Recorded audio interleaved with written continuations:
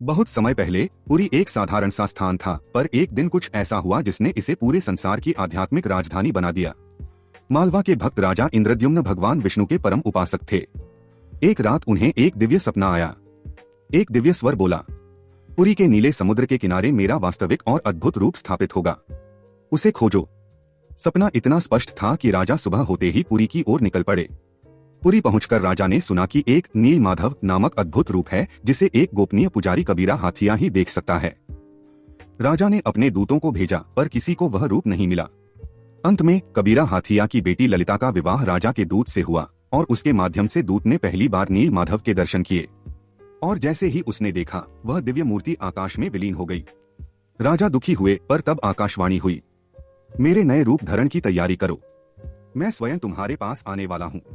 कुछ महीनों बाद तूफान के बाद समुद्र किनारे एक दिव्य लकड़ी का विशाल टुकड़ा बहकर आया। वह लकड़ी हल्की थी पर कठोर, उसमें से चंदन सा सुगंध निकल रहा था।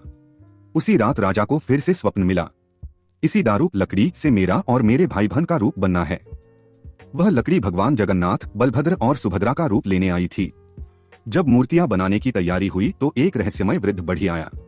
उसने कहा, मैं मूर्तियां बनाऊंगा, पर एक शर्त है, जब तक मैं अंदर काम करूं कोई भी दरवाजा नहीं खोलेगा।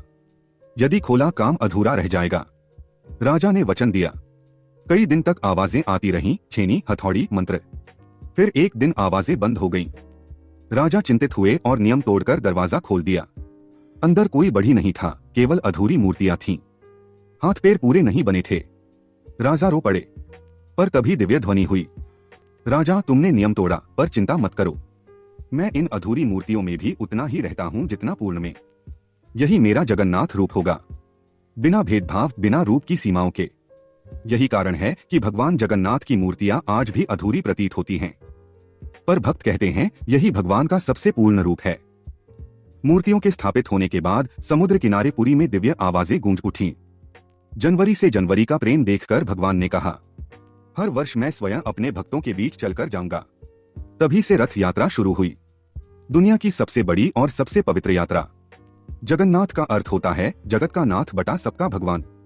पुरी वह स्थान है जहां जाति का भेद नहीं, किसी का आकार रूप मायने नहीं, भगवान सबको समान प्रेम से अपनाते हैं। पुरी के बारे में कहा जाता है, यहां भगवान उतरे नहीं जाते बल्कि स्वयं आमंत्रित करते हैं। भगवान जगन्नाथ की पूरी कथा यह सिखाती है कि सच्चा प्रेम ही सबसे बड़ा धर्म है। ईश्वर रूप से नहीं, भावना से प्रकट होते हैं। भक्त के दिल में बसे भाव से ही भगवान रूप धारण करते हैं।